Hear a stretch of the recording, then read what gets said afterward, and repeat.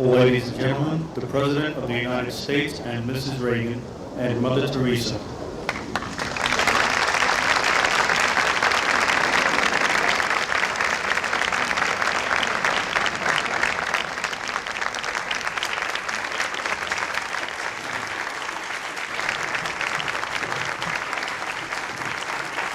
That applause is for you, not me.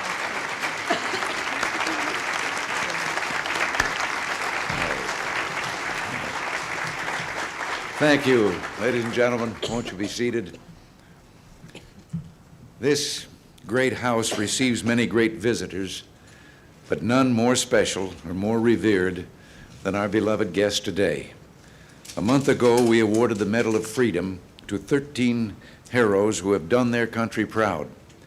Only one of the recipients could not attend because she had work to do. Not special work, not unusual work for her, but everyday work, which is both special and urgent in its own right.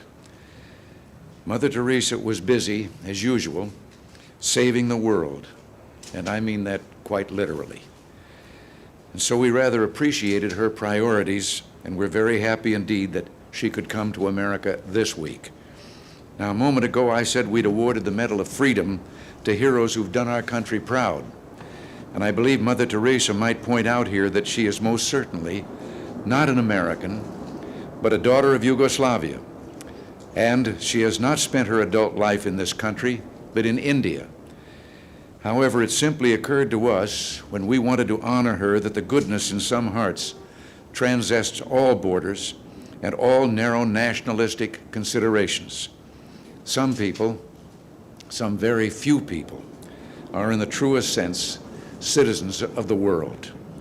Mother Teresa is.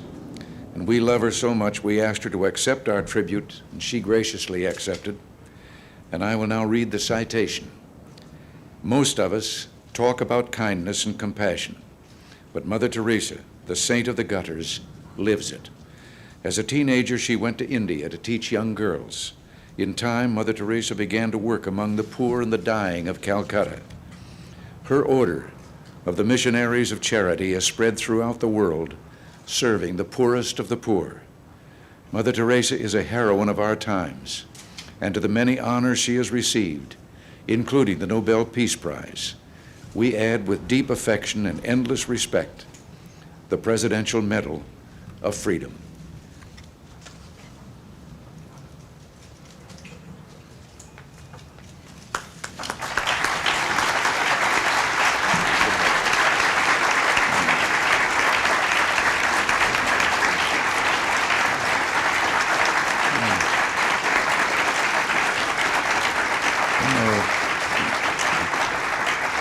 May I say that this is the first time I've given the Medal of Freedom with the intuition that the recipient might take it home, melt it down, and turn it into something that can be sold to help the poor. And I want to thank you for something, Mother Teresa. Your great work and your life have inspired so many Americans to become personally involved themselves in helping the poor.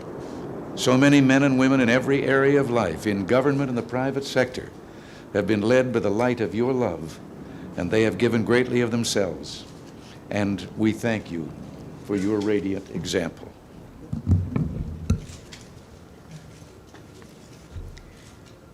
I am most unworthy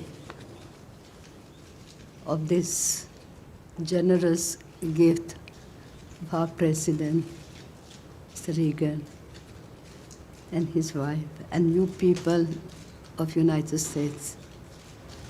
But I accept it for the greater glory of God and in the name of the millions of poor people, where this gift, in spirit and in love, will penetrate the hearts of the people. For in giving it to me, you are giving it to them, to my hands, with your great love and concern. I've never realized that you love the people so tenderly. I had the experience, I was last time here, a sister from Ethiopia phoned me and said, our people are dying, our children are dying. Mother, do something. And the only person that came in my mind while she was talking, it was the president. And immediately I wrote to him and I said, I don't know, but this is what happened to me. And next day it was that immediately he arranged to bring food to our people. And I can tell you, the gift that has come from your people, from your country, has brought life, new life, to our suffering people in Ethiopia.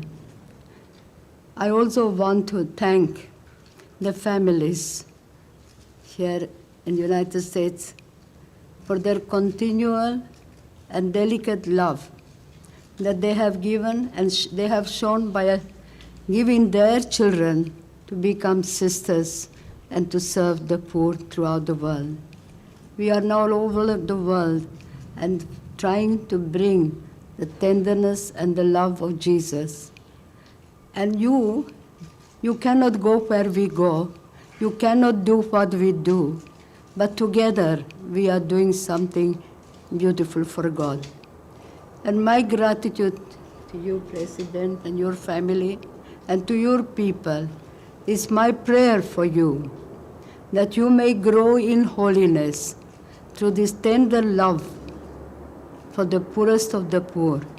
But this love begins at home, in your own family, and it begins by praying together. For prayer gives a clean heart, and a clean heart can see God. And if you see God in each other, you will have love, peace, joy together. And works of love are works of peace, and love begins at home. So my sisters, brothers, and fathers, we are going, and all our poor people, thousands and thousands and thousands of people that we deal with, I bring their gratitude to you, and keep the joy of loving. Love them, begin in your own family first, and that love will penetrate right through the furthest place where no one has ever been. There's that tenderness and love of Christ. And remember that whatever you do to the least, you do it to him, Jesus said. You did it to me. What a wonderful opportunity for each one of us to be 24 hours with Jesus. And in doing what we are doing, as he said, if you receive a little child in my name, you receive me. If you give a glass of water in my name, you give it to me.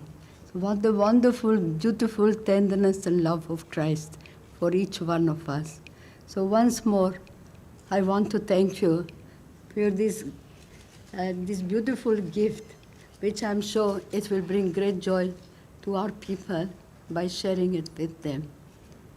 God bless you and keep you in his heart.